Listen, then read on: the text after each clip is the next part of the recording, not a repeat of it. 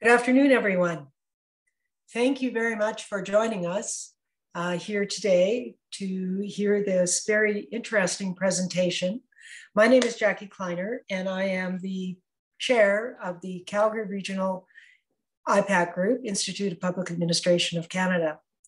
And this is a second in our series of workshops or presentations concerning equity, diversity, and inclusion, a very important topic in the world that we live in today, and especially important for public servants, public service employees in general, as their workplaces and in their clients that they serve and the impact that they have on the public in general. So we will be having a presentation for about 40 minutes from our two special guests today. And then we will be followed, that will be followed by a Q&A. So if you have questions, please put them in the Q&A box, and we will make sure that we answer as many of those as we can in the hour that we have for us today.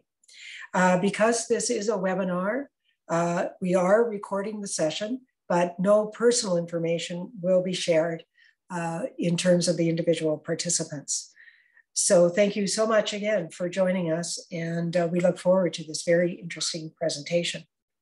So I'd like to begin by acknowledging the land where I am currently situated, which is in Calgary.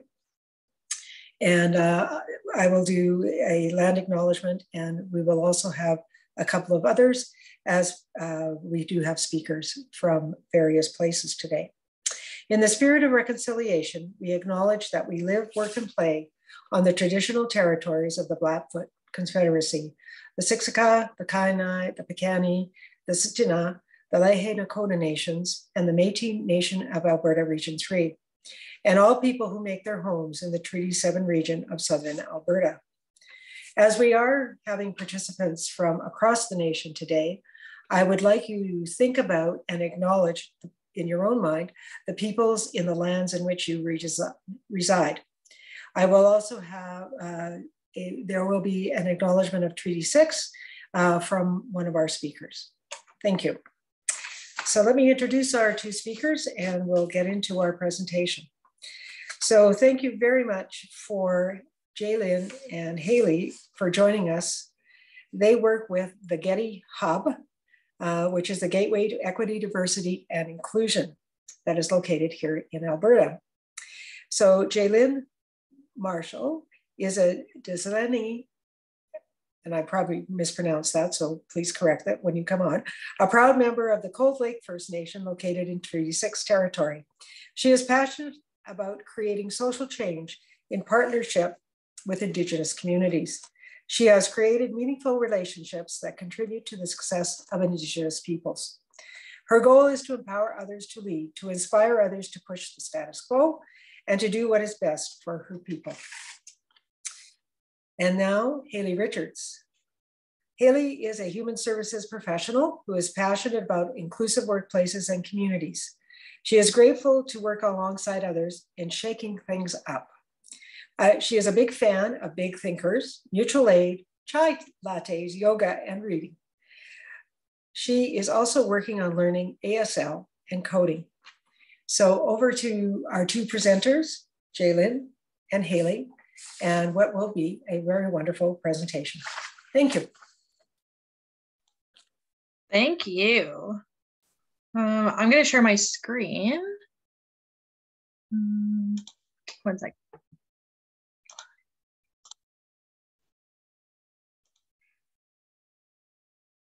Can everybody see this? We can. And it's just the IPAC EDI panel that you see? Yeah. Yes. Perfect. I feel like I'm already winning. Thank you for joining us, and thank you for the very nice warm welcome. Again, I'm Jaylene Martial, and I'm Denesuline from Cold Lake First Nations.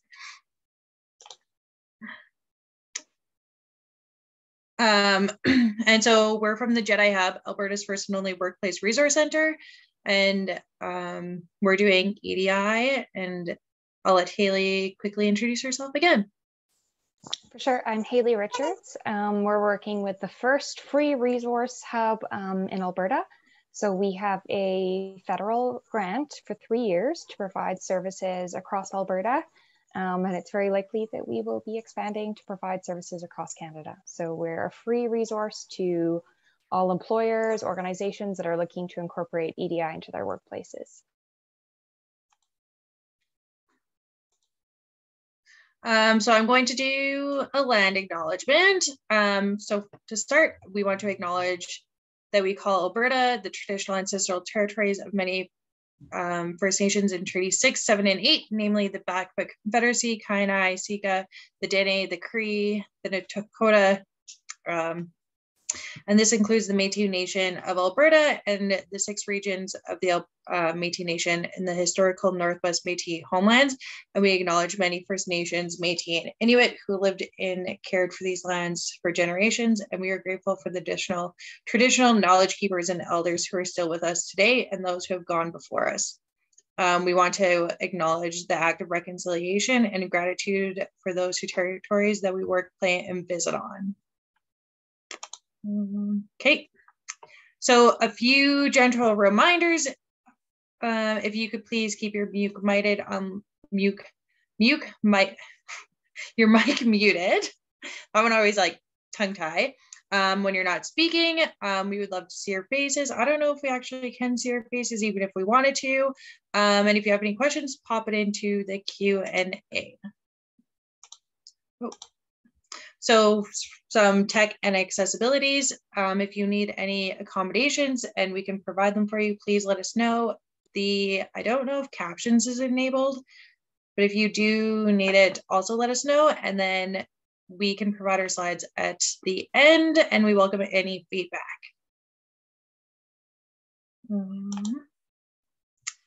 So for today's agenda, we will be first discussing the benefits of inclusive workplaces and then inclusive hiring practices, and then workplace accommodations, psychological health and safety, and then some the GEDI services and resources that we can provide, and then our Q&A.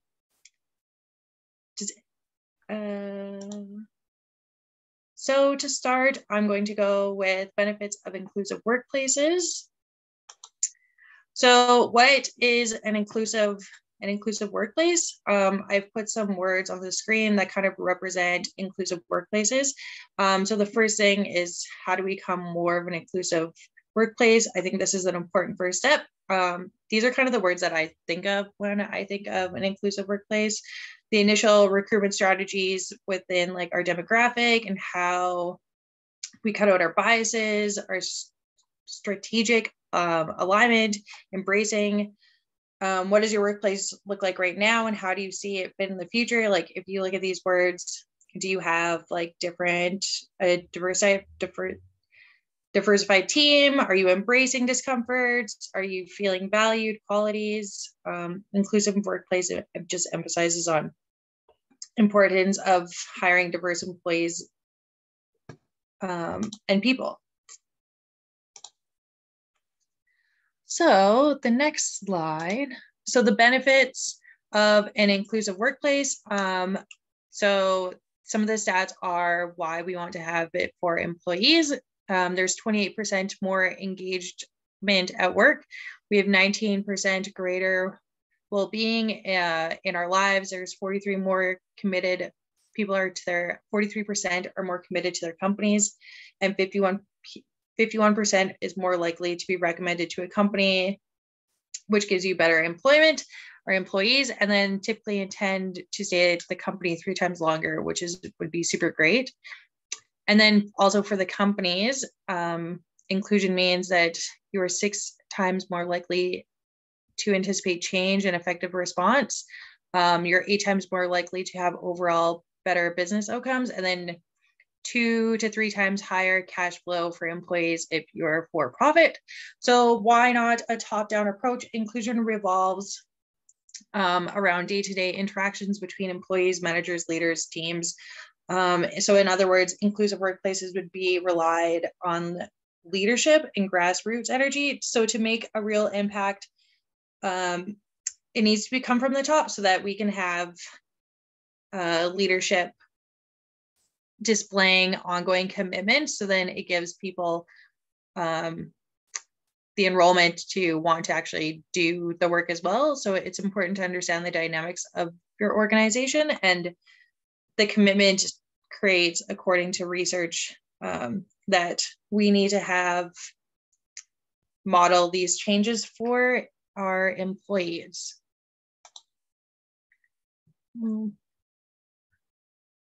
So what's involved in starting your organization as an inclusive workplace? It's, again, like it said, it's top-down approach, and to be successful, you need to have buy-in from your board members, your management, your EDs. So this means everyday decisions is embedded within the EDI process. And in minding, to start with, like hiring practices, job postings, inclusive workplaces within every step, having like EDI within every step. So moving forward, you need to have a strategic plan in place, policies to have set forth, with the concept and having people bring into life and having voices. And people need a sense of belonging to be able to make different decisions. So we need to be involved in breaking down the systematic barriers to full inclusion by embedding diversity, equity, and inclusion in policies, practices, everyday decision making. We need to seek consultation, endorsement from executives, and inclusion is a concept, but our people are the ones that bring it to life. So I think that's really important to mention. So the benefits of an inclusive workplace, the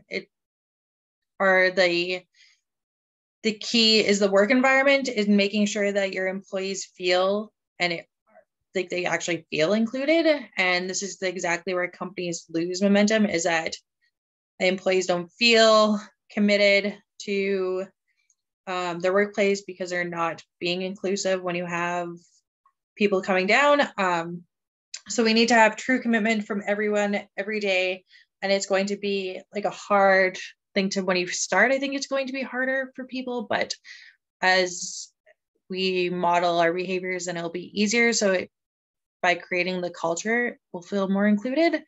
And leaders also need to show more of authentic value for people behind the experience as well. Okay, so for Indigenous inclusivity, I think this is super important as an Indigenous person, a First Nations person. We have a long history of colonialism, genocide, racism that has led to inequities for people living on Turtle Island. So in a workplace, Indigenous people are underrepresented in every sector, even though we have like the most people. So additionally, we need to work towards hiring and understanding that there is systematic barriers when it comes to First Nations, Métis. And so we need an inclusive workplace policy for when you're working with your First Nation, Métis, and Inuit people within all aspects of their lives. And we need to understand the different barriers. And because of this, we have to have different additional layer of an inclusive workplace. So you can have your EDI policy and your inclusive policy, but then having another approach, being able to understand engagement in a different way.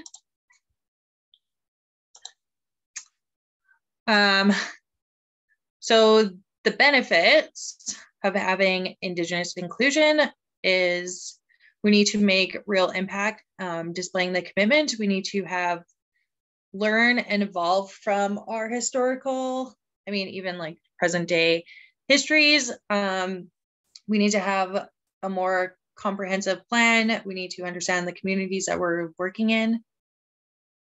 By having unrepresented pool of talent to understand, and attracting people on like a wider spectrum of talent, which becomes the employer's, which becomes a choice, and our commitment creates commitment. So according to the research, it feels like 43% are committed to their organization when this approach is happening. So inclusive hiring practices. So inclusive hiring practices is our natural biases that we need to undo our own assumptions. So this means reviewing candidates. So if we take our names off the resumes when posting, understanding the level of education is only one part of someone's lived experience, and that's not a whole picture of if somebody's qualified to do that job. So being more diversified in that aspect. So hiring more diversified employees and not just looking at level of education. So in order to make this happen, we need to have our hiring practices more inclusive and inviting different characteristics of individuals, and workplace diversity is not just something that is going to evolve into a company's reputation, but like it's actually going to show and have tangible benefits when recruiting people. And this is where it's going to start, is by empowering people through the recruitment process. So inclusive hiring practices, here there are 3 actionable advices that we can implement right now on our hiring practices to be more inclusive. So recruiting from a diverse talent of pools of recruitment, diverse talents pools giving access to greater range of talent, diverse panel interviews. So having more than just one person on the interview, having a couple people and just from all different sectors of your organization, and more sensitive training for interviewers to provide for more awareness for diversity and on being able to understand our EDI practices and bringing that to the table when we are doing the hiring. So it all starts with hiring. So inclusive hiring practices, including Indigenous peoples. This can be defined as company-wide culture that encourages and invites Indigenous people to participate in areas of organization. So all levels of our company need to be welcoming to First Nation, Métis, and Inuit candidates and take their experience and their worldviews into account as part of the broader appreciation, more diverse way of thinking and living, and the truly inclusive approach to inclusion also prioritizes in training and education for all employees, including your First Nation, Métis, and Inuit people. So a proper inclusion strategy holds a lot of value, and not only for society as a whole, but also for your business. So inclusive policies can lead to a range of benefits and a wider talent pool also. So employee retention, and it will become more aware for people when they're talking about it. So another part is engagement is imperative of all levels of the company, and we need to support Indigenous workplaces for a diverse plan, which is success requires in getting a buy-in from people in all levels of the organization to help and embrace this. So this is made through timely and effective learning about both First Nation, Métis, and Inuit people. So the benefits are bringing into company team members, having Indigenous people at the top, having strategic planning from Indigenous talent members and management. So by including effective HR strategies, we'll be able to engage more in retaining talent and ensuring representation is from frontline services all the way to the top, I think is really important, and being accountable to our strategic planning is a reality for people. I'm going to pass it over to Haley for workplace accommodations. Thanks, Jaylene. So another area that we're typically presenting on and consulting with the community is, of course, workplace accommodations. So when we look at creating an inclusive workplace, we're looking at workplace accommodations for new staff, but we're also looking at workplace accommodations for individuals that perhaps have been with the organization for a long time and maybe haven't felt comfortable disclosing those up until this point. So workplace accommodation is a robust process. It's not something that just starts at a certain point with employees further on. It's certainly something that we look at when we're talking about inclusive hiring. We look at accommodations that are being promoted in job postings, as well as accommodating the interview process in its entirety as well. So workplace accommodation is a long linear process, something that ebbs and flows and changes over time, but certainly something that we're talking about in a broader capacity than we've traditionally thought of. So as I'm sure you're all very well versed, if we just want to go back to the last slide, Jaylene, that would be great. Employers have a duty to accommodate employees to the point of undue hardship. So there's an expectation that employers are ready, willing, and able to accommodate any employee requests unless they represent a really significant undue hardship. And this is taken quite seriously. Undue hardships need to be substantial. So we're talking about areas potentially of financial costs that wouldn't be feasible for the organization. Size and resources of the employer organization, disruption of operations. So again, that would need to be a really significant disruption to the operations. Morale problems, substantial interference with the rights of others, interchangeability of workforce and facilities, or health and safety concerns. So as you can hear, these all sound quite extreme. Most workplace accommodations are none of these things. Most of them are quite easy to orchestrate. They're accommodations that would benefit a variety of individuals within the workplace, and they tend to be very cost effective. So it's very unlikely that an accommodation is going to be requested that does present an undue hardship. Next slide, please, Jaylene. Perfect. So there are, of course, several benefits to the organization. Of course, as Jaylene mentioned, utilizing a full range of talents and skills. This is, again, with your inclusive recruitment. If we're looking at accommodations and we're looking at accommodations throughout that entire process, then we're really opening up our doors to recruiting a full range of talents and a diversity of thought. Of course, this is a proactive measure to help create equity. This increases engagement and performance, of course, for not only new, but existing staff. You're going to see significant increases in your job satisfaction and, of course, retention. And again, this attracts talent. So this is when we're talking about promoting that you're an inclusive employer, promoting that you have available accommodations, promoting that that's something that's a dialogue that takes place right at the initial interview and continues throughout. This is going to become of note in the community. This is something that people talk about. This is information that people share. This will attract diverse talent. People are looking for employers that are inclusive. People are sharing their interview experiences with each other. People are sharing their employment experiences with each other. And it's certainly something that needs to be communicated in an outward facing way. So the accommodation mindset is exactly as it sounds. I think typically in the past, a lot of employers felt that there was a lot of concern that accommodations were going to represent undue hardship. We've heard from employers for a long, long time over the years, a lot of apprehension that they would be very disruptive and cost prohibitive. That's typically not the case. I think the latest stats were that most workplace accommodations, especially if they're bringing any like additional devices in, are typically under $500. There's a wide range of products and services that increase accessibility for all employees to do their job, and they're more and more readily available by the day. So we are very much in a different climate. They are not cost prohibitive. There are lots of options available to employees and employers, and lots of things that are transferable and would benefit other employees. So certainly when we're talking about an accommodation mindset, we're talking about demonstrating throughout this entire process, again, a collaborative approach, a problem-solving mindset, listening to facilitate success, not to present barriers.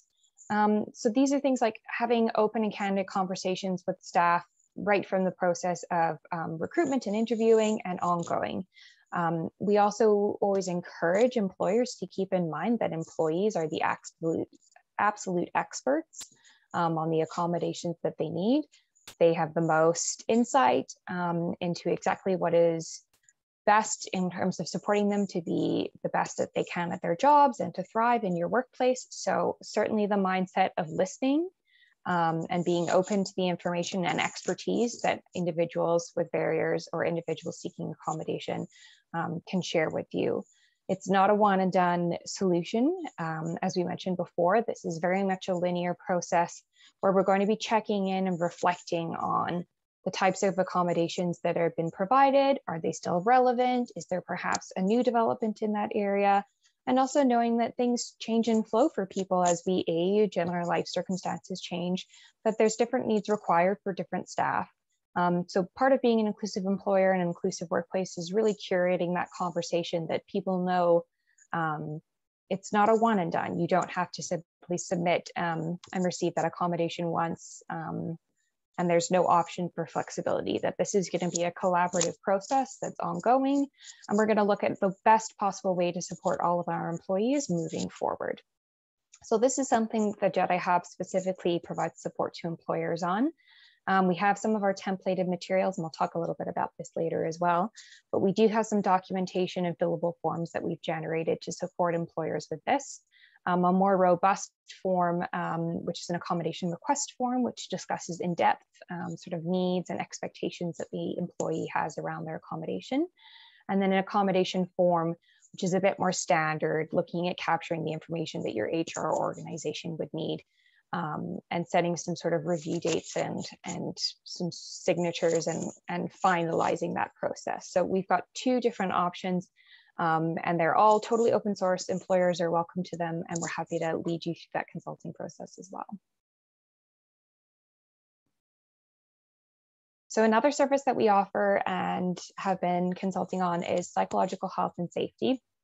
So I have a background in psychological health and safety in the workplace, as well as psychological health in the community. So services that we offer with the GEDI Hub include individual consulting and one-on-one training with workplaces, but we're also offering workshops that are available to the community around psychological health and safety in the workplace. We've got currently an introductory workshop that's being delivered, and we're in the process of developing a secondary level that we'll talk a little bit about later on as well, but will be open and totally free and available to the community as well.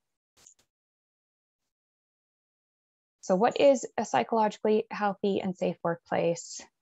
This is a workplace that promotes psychological health and well-being, overall health and well-being. The work environment is a really significant time setting for most individuals. Given the average Canadian worker spends 30 to 40 hours per week at work, and I know that's very different for some of you on this webinar, it's really important to maintain a psychologically healthy and safe workplace. It's incredibly impactful, given that you spend most of your day there, and also the significant amount of performed at work. Go to the next slide, Jaylene. So it's great to talk about proactive measures and prioritizing psychological health and safety in the workplace. Unfortunately, we also often have to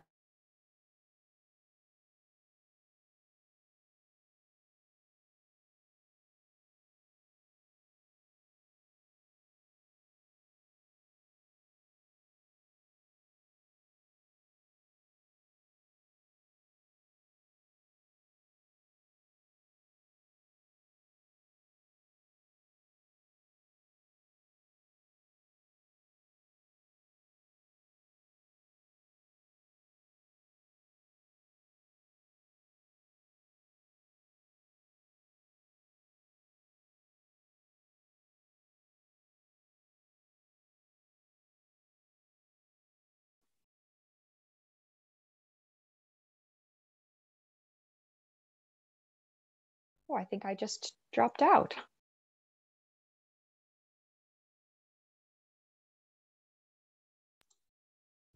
We can hear Hello. you now. Yeah. Okay.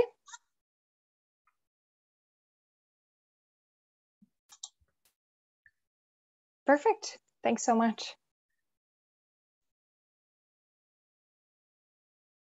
So of course, when we're talking about not only countering these negative effects of poor psychological health and safety in the workplace, we're looking at workplace culture. So creating an inclusive and supportive workplace culture plays a key role in employee engagement, retention, productivity, attracting talent. This is something that we talk about specifically when we talk about shifts in workplaces. We all know that within the next 10 years, we're looking at roughly a projected 30% loss of our current workforce with individuals that are aging out or stepping away from the workforce. We're going to be recruiting younger talent, more diverse talent.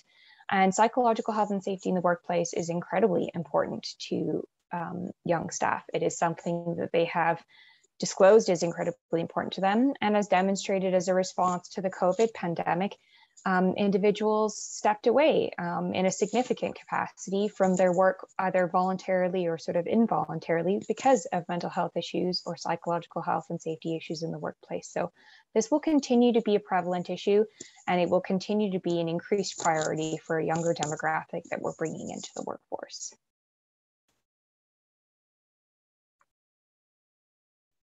So Jaylene and I are both going to talk a little bit about GEDI Hub services. I know we've touched a little bit today on what some of the consulting is.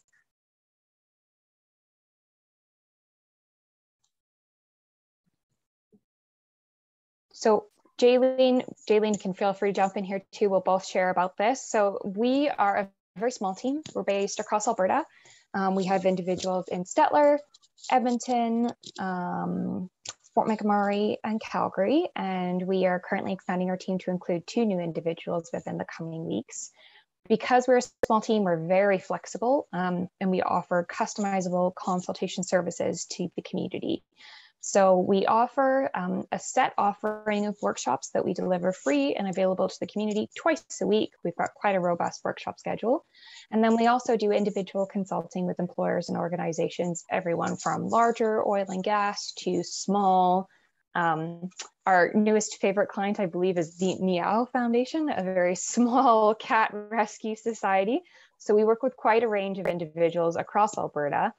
And very much customized services. So some are looking at very specifically developing some policy work around job accommodations. Some individuals are looking at more robust assessments where they're assessing their psychological health and safety. Jaylene, do you want to share a little bit about some of the consulting you've been doing? Yeah, so I do a lot of the consulting on the Indigenous perspective within strategic planning for that. And then so I'm working with one organization to do their EDI.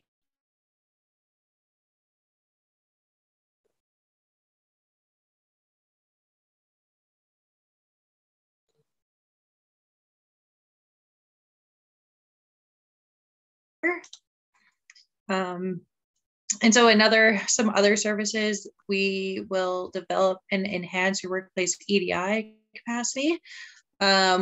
So we're allowing business to gain awareness. And so we also have our service providers for different organized on a different spectrum.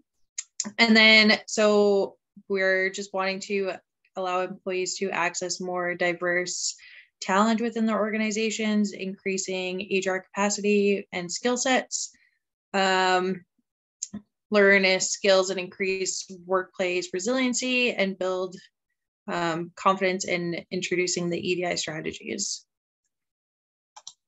Did you have anything to add? No, that's perfect, but I'll touch on the next slide and we can talk a little bit about some of our toolkit materials.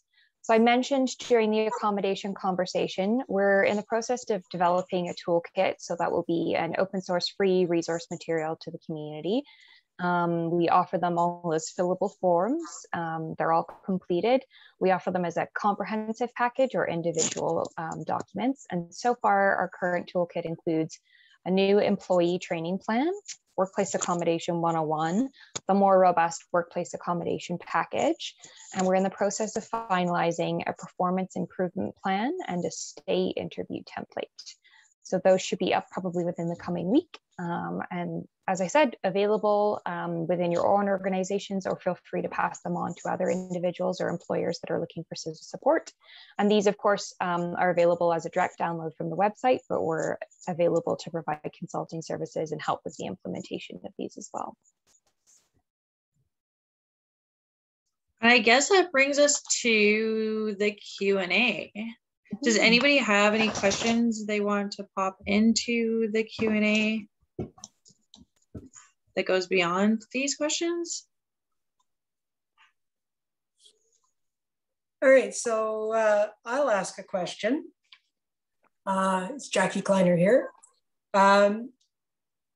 you talked about looking to remove systemic barriers.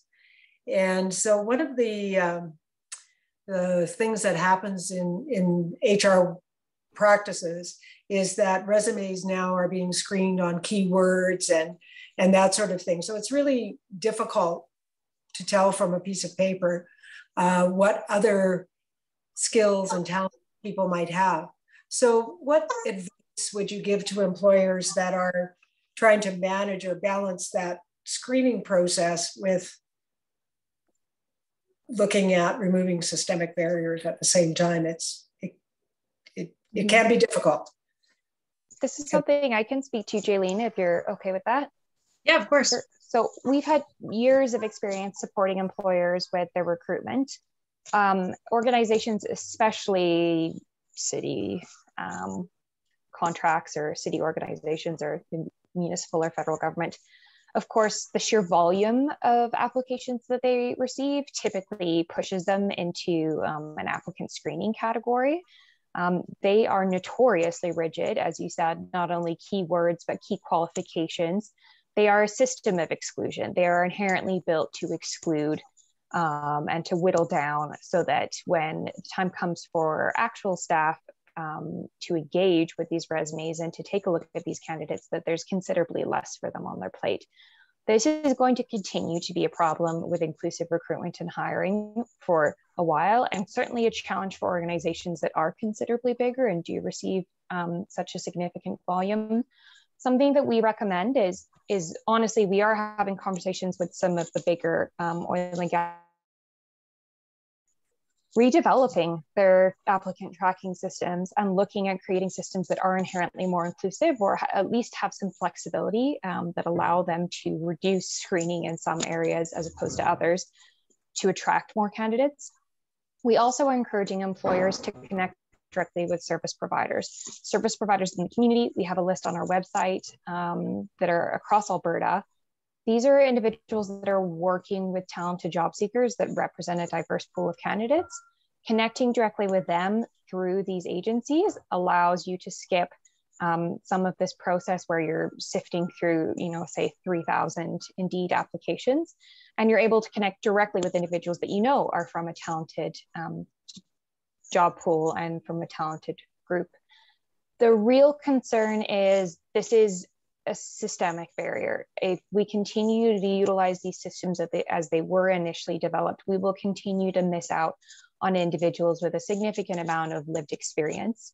We'll continue to miss out on individuals with fantastic transferable skills from outside industries.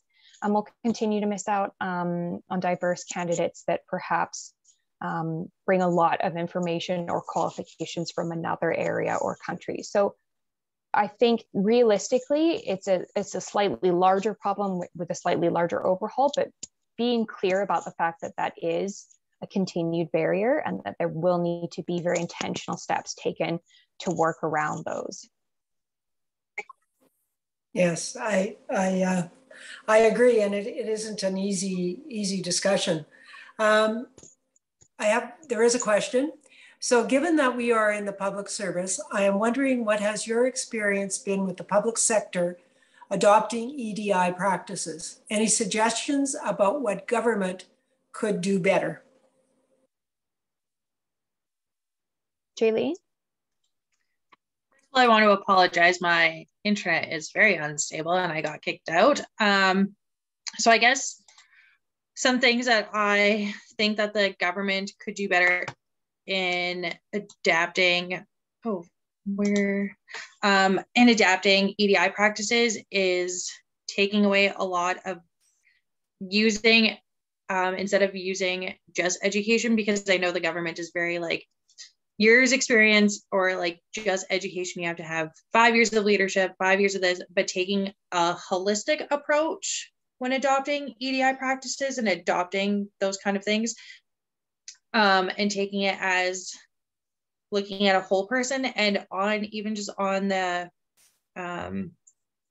your job posting, say if you need any accommodations, let us know if you need this, rather, and actually doing it rather than saying it. I totally understand that the government gets like hundreds of resumes every day, but understanding that people need to, when adopting these things, that we need to make better conscious decisions when hiring, and having a more diverse, like if you're hiring for an Indigenous job posting or for an Indigenous, like Indigenous community engagement relations, looking at the systematic barriers that come from the BIPOC community, that come from Indigenous communities, to understand that.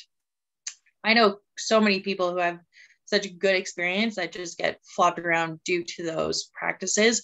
And taking, like, even yesterday was National Indigenous Day, looking at your policies and saying, hey, who's Indigenous, who's First Nation, Métis, and Inuit, giving them the day off to go and be in community, having those kind of inclusion policies for people to say, hey, you guys, go and take the day to go medicine picking because this is your ceremony, like not just adopting Western culture within those practices. I hope I answered your question. Yeah, and it is challenging though, that's for sure, because we do work with so many different people, and it's hard to know specifically who is in our workforce sometimes. So here's another question. One of the other issues we're struggling with is how to measure the success of EDI within our organization. Can you suggest how we might measure success? Should we link it to management pay? I'm curious about that. My thoughts didn't go to that, but that's interesting. I think this is not unlike all the other conversations we've had. This is tricky to measure. There are some outcomes that we see that read to us as being indicative of an inclusive and supportive workplace. I don't think there are set parameters for targets in the work that we're promoting. So let's be clear in saying that EDI historically has been a movement within organizations that has been based on a percentage cap of representing a certain amount of individuals within their organization. I think we're all collectively moving away from that. We understand that that doesn't tackle systemic issues of equity or inequality, and that also doesn't tackle generating inclusive workplace cultures. So for us, when we're looking to see measures of successful EDI policies, we're looking to see if we're doing a psychological health and safety assessment, what's the feedback that we're getting about workplace culture? Do your staff feel comfortable disclosing issues to their management or senior management? Do the staff feel supported in their work-life balance? Do people feel included to bring their authentic selves to work? Do people feel comfortable to disclose mental health, familial, or other issues? We're also looking at representation. Does your workplace represent the community? Do you have a wide range of individuals that come from different cultural backgrounds or religious practices or lived experience that represent the communities that you live and work in, and especially the communities that you serve? So there are certainly some EDI sort of barometers that we can do, but they really are about taking a step back, looking at your workplace. Are you accurately reflecting the community? Is this an inclusive place? Do people feel comfortable and supported? Are you seeing the benefits of a inclusive workplace culture? Are you seeing employee retention increasing? Are you seeing performance increasing? There are lots of indicators other than sort of a certain percentage of individuals residing within your organization that we think are more indicative of how thoroughly those EDI practices have been implemented. Good, thank you. So if you could point to a couple of great examples of where organizations have done something new, creative, different, and it's been successful. Do you have a couple that you could share with us? You don't have to tell us the organization for sure. Jaylene? When I got hired, when I was doing my interview process for the GEDI Hub, I was very hesitant because I wanted to go with a family and just my life at this current moment. I needed work-life balance and I needed certain things from my employer. And so one thing that our director did was that he's like, instead of me just giving my references to him, he gave me references to Gateway as a whole and allowed me to talk to employees before coming on and like kind of doing like a test run in that way. And to me, like, I have never had somebody be like, hey, do you want references as an employee coming on? Like that really spoke huge about Gateway and GEDI as a hub, and like we're walking the walk to do those things. And I think that was such a huge practice in like in wanting to come on to coming into this organization, right? So I think those things are proven by like measures of success is by walking the walk and like saying like, hey, we're going to do this, but you have to do this, you know, like it's a kind of a balancing act. Yeah, that's an interesting one. I've never heard that one before. Yeah, I thought it was really great, and I'm glad I made the move. It was just one of those things where I knew it was a good move at that point when coming on to say like, this is all of things that we can offer you, and not just saying like, we're going to offer it to you and just saying we're going to offer it to you. Mm-hmm. Right? Mm-hmm. Mm-hmm. Absolutely. Wonderful. There is one other example I could share if you'd like. It's a small tech firm, and it's not small anymore, within the city, who I won't name, but they're notorious for having an incredibly supportive workplace culture. Their focus is on every possible EDI category that you can imagine, but specifically around mental health as well.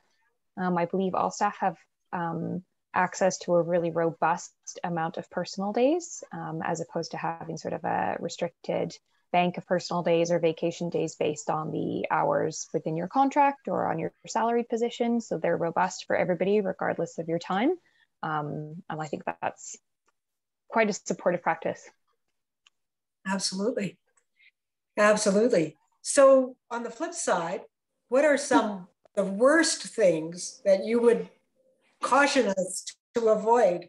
Maybe a couple of examples that, you know, maybe are popular, but we shouldn't do. I think I referenced, we'll speak delicately about this one. I think I referenced it a little bit earlier, somewhat cheekily, and it's referenced in one of your questions about the risks of tokenism. I think EDI 10 years ago, EDI in the past has been very much about set targets. We're going to have this many women on our board by 2030. We're going to have this percentage of the Indigenous community represented within our workplace. We're going to have this many women in STEM. Those were parameters and goals that were set at the time because it was a sort of a desperate attempt to even start the conversation. I'd like to think that we've moved past that with EDI and the work that people are doing in the community. I would say shying away from those is really the next step. So really making sure that whatever targets you're setting or deliverables or measures that you're setting have some sort of authentic value, that have a genuine difference within your organization, that are tied to larger goals or trajectories, that aren't a one-off target that you'll hit, and then your EDI practice will be over. Right, right. So really avoiding that whole issue of tokenism. Certainly. Is some of your best advice. Yeah. Yeah, because it hasn't rung true. It hasn't. No. And I'm sure Jaylene has several examples. Yeah. Especially when it comes to like the BIPOC community. Mm-hmm. I think we're gonna have one one person of color on our team, and we're going to have one Indigenous person on our team, and we're going to have one, like, it's hard for also like that person coming in and being like the only person and everybody coming to, so you can be on our, you need to be on our committee because we need your input, specifically just yours, right? Like, it's dangerous for somebody's mental health and their psychological health and safety when those kind of things happen as well. So I think taking a broader perspective is having an advisory committee within your organizations, and having a diverse advisory committee is very important. Absolutely. Yeah, it's very good advice. So is there one or two things you'd like to leave us with as we wrap up today? I think probably one of the biggest things that we're thinking about right now, conversations that I've certainly had this week and last week with the consulting that I'm doing, is whatever your EDI work is, if it's a small working group, if it's a larger initiative with your organization, to be really candid with yourselves, with your organization, and to look at what you really genuinely have the resources and capacity for. I think it's really important when you're working on EDI initiatives and you're conveying those to staff or to the public in general, that these are initiatives and tasks that you're able to see through and remain committed to.